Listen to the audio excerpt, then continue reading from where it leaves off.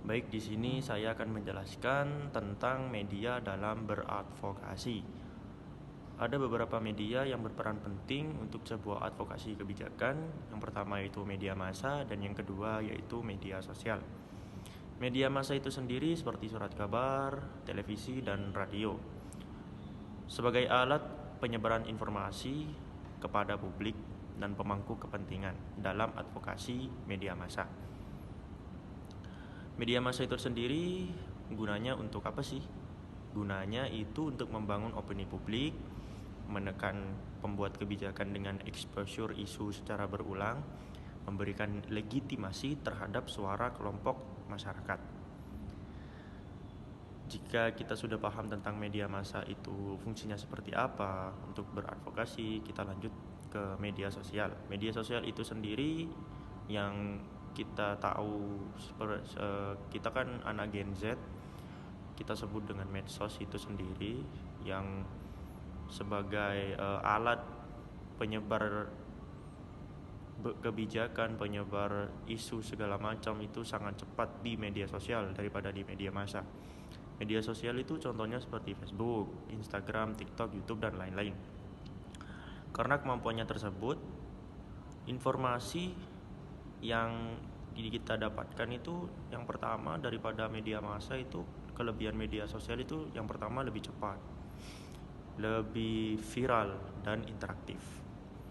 Media sosial itu berperan untuk membangun komunitas pendukung atau advocacy network, dan yang kedua meningkatkan partisipasi masyarakat melalui kampanye, dan yang ketiga memberikan ruang kepada kelompok mengenai suara aspirasi masyarakat. Dan selanjutnya yaitu strategi penggunaan media untuk kampanye. Jika kita sudah mengenal media sebagai suara rakyat untuk menyambung lidah rakyat, yaitu ada media massa dan media sosial. Selanjutnya saya akan menjelaskan tentang bagaimana sih strategi penggunaan media untuk kampanye kebijakan. Agar media efektif dalam kampanye advokasi, diperlukan strategi yang terencana, yaitu yang pertama seperti identifikasi audiens, menentukan suara target pesan masyarakat umum, kelompok tertentu, atau pejabat publik.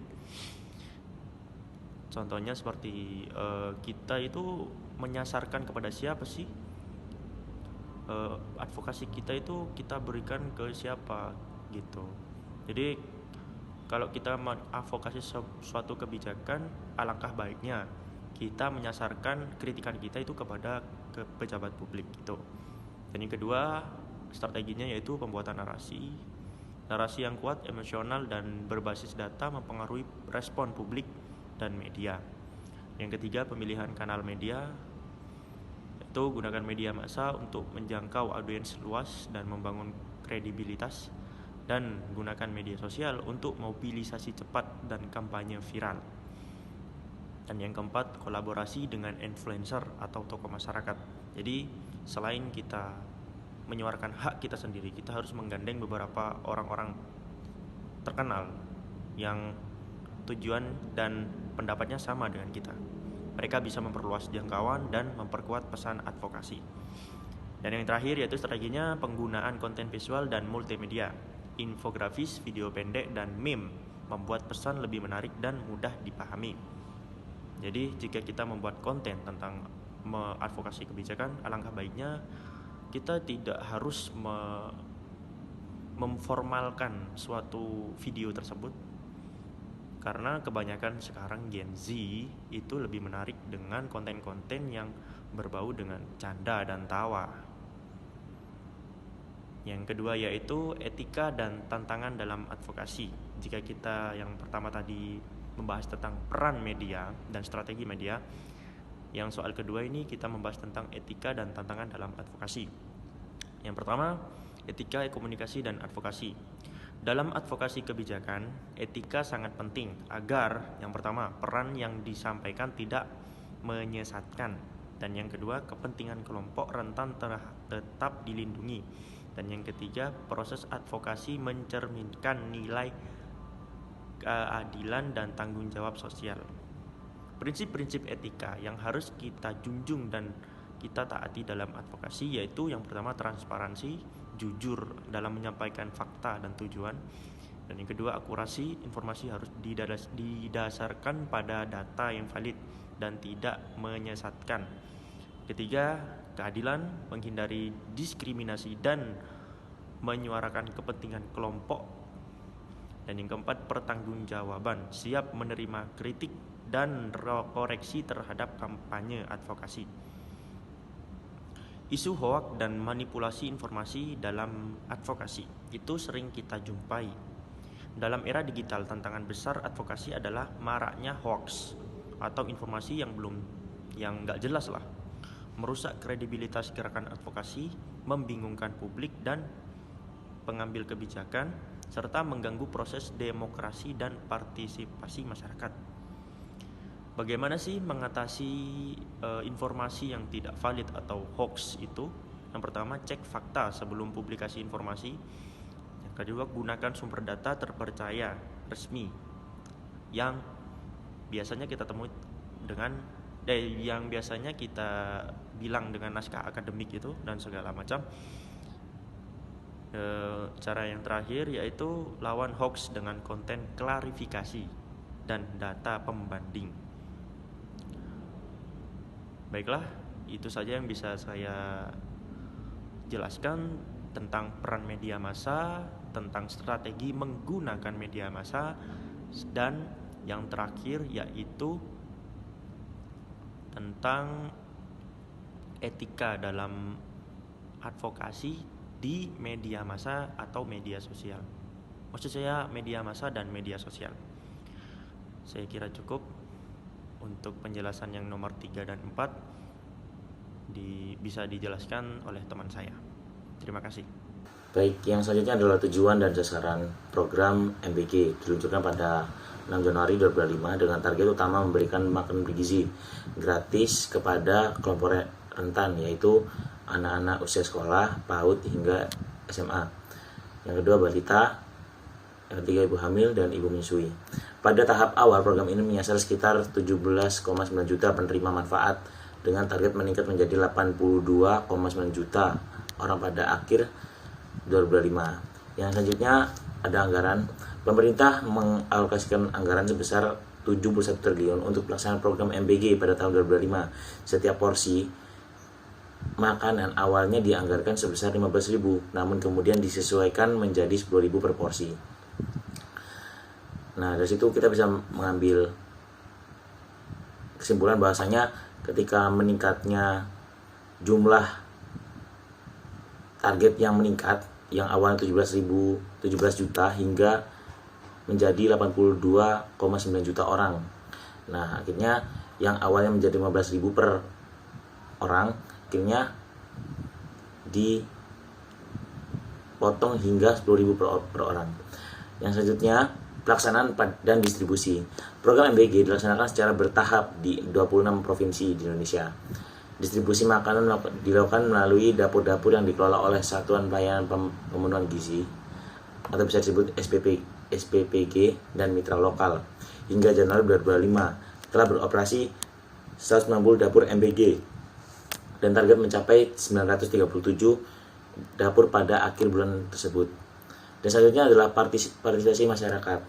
Pemerintah melalui Badan Gizi Nasional BGN membuka kesempatan bagi masyarakat, khususnya pelaku usaha penyedia makanan, untuk menjadi mitra dalam program MBG hingga awal 2005. Sekitar 13.000 mitra yang telah bergabung dengan target mencapai 30.000 mitra untuk memastikan kelancaran distribusi makanan bergizi.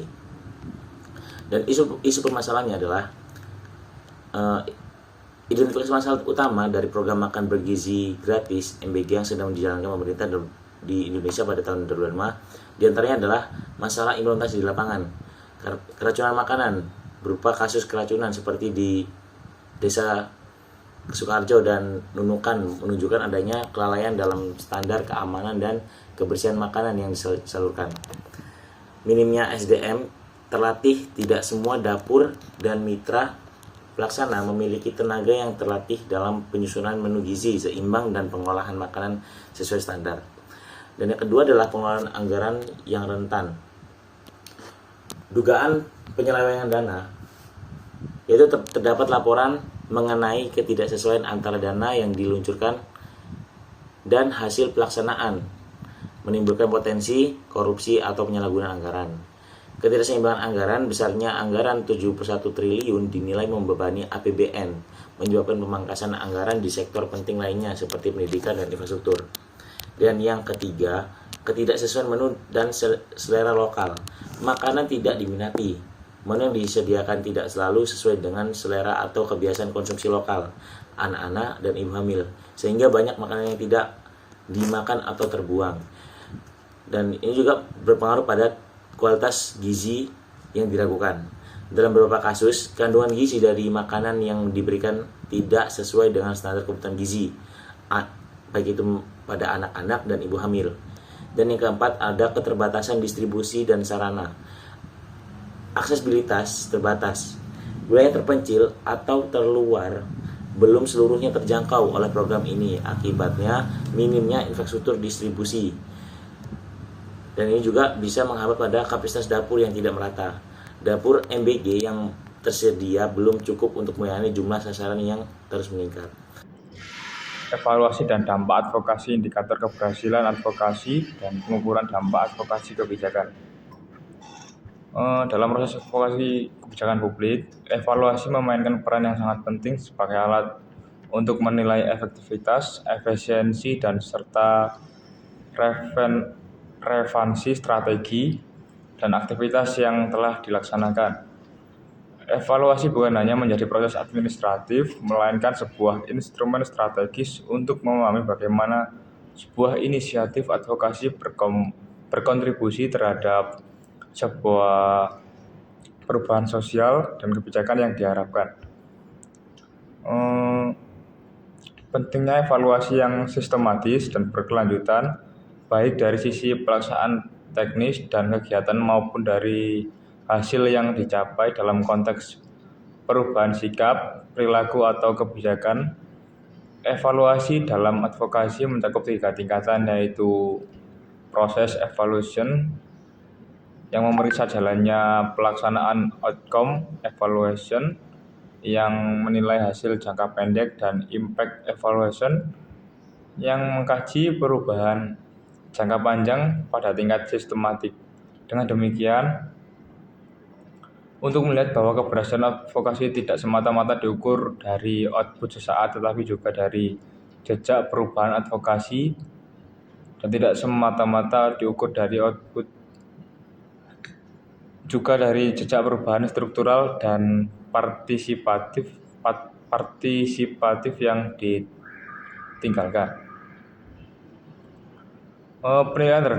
Penilaian terhadap keberhasilan advokasi sangat bergantung pada kejelasan indikator yang digunakan. Indikator keberhasilan menjadi instrumen utama untuk mengukur sejauh mana tujuan strategis advokasi yang dapat dicapai. Dalam kuliah ini dikenalkan dengan berbagai jenis indikator, baik yang bersifat kuantitatif maupun kualitatif. Indikator kuantitatif meliputi dari ukur seperti jumlah publikasi media, jumlah peserta dalam aksi atau kampanye, partisipasi publik dalam forum kebijakan, serta dukungan resmi dari pemangku kebijakan terhadap isu yang diadvokasikan. Sementara itu, indikator kualitatif mencakup dimensi-dimensi yang lebih kompleks seperti perubahan dalam narasi publik, pergeseran persepsi para pengambil keputusan, atau terbentuknya jejaring dalam koalisi baru dalam gerakan sosial.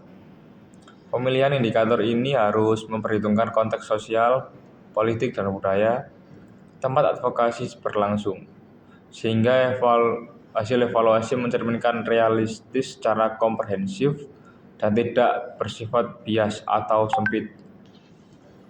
Dalam praktiknya, keberhasilan advokasi bukan hanya soal beberapa cepat tujuan tercapai, tetapi juga seberapa besar pengaruhnya terhadap tata kelola, praktik, birokrasi, dan keterlibatan masyarakat. Untuk lebih jauhnya, pembelajaran untuk menekankan bahwa pengukuran dampak advokasi kebijakan memerlukan pendekatan yang reflektif dan multimediasional. Dampak tidak selalu tampak dalam bentuk kebijakan baru yang ditetapkan, melainkan juga dalam bentuk perubahan non-formal, seperti peningkatan kesadaran publik, terbentuknya ruang partisipasi rakyat, masyarakat, dan tumbuhnya legitimasi terhadap aktor-aktor masyarakat sipil. Pengukuran dapat menjadi dampak mencakup pendekatan kualitatif seperti studi kasus, wawancara mendalam, observasi partisipasi, serta pendekatan kuantitatif seperti survei opini publik atau analisis data statistik terkait perubahan kebijakan. Maksudnya tidak memahami bahwa evaluasi dampak bukan sekedar aktivitas post-event atau namun merupakan proses yang terintegrasi sejak tahap penetapan strategi advokasi. Demikian, pemetaan logika intervensi atau theory of change menjadi penting untuk melihat rantai kausal antara input, output, dan outcome, sehingga impact secara konsisten.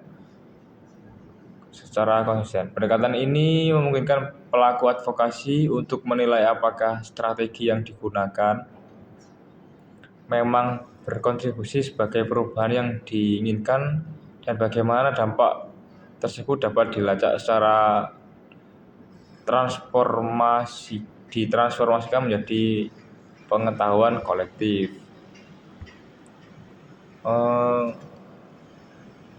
Selanjutnya, proses evaluasi harus melibatkan suara kompleks sasaran, mempertimbangkan nilai-nilai keadilan sosial, serta menghindari reduksi makna advokasi hanya menjadi strategi kinerja. Evaluasi yang berhasil adalah yang mampu memperlihatkan sejauh mana advokasi yang memberikan pengaruh terhadap struktur kekuasaan, redistribusi sumber daya, dan meningkatkan keberdayaan masyarakat, sehingga mampu mendorong untuk mengembangkan sensitivitas terhadap dimensi-dimensi ini, sehingga evaluasi tidak hanya menjadi alat ukur keberhasilan, tetapi juga menjadi praktik pembelajaran yang kolektif dan memperkuat integritas dan keberlanjutan gerakan advokasi. Terima kasih. Wassalamualaikum warahmatullahi wabarakatuh.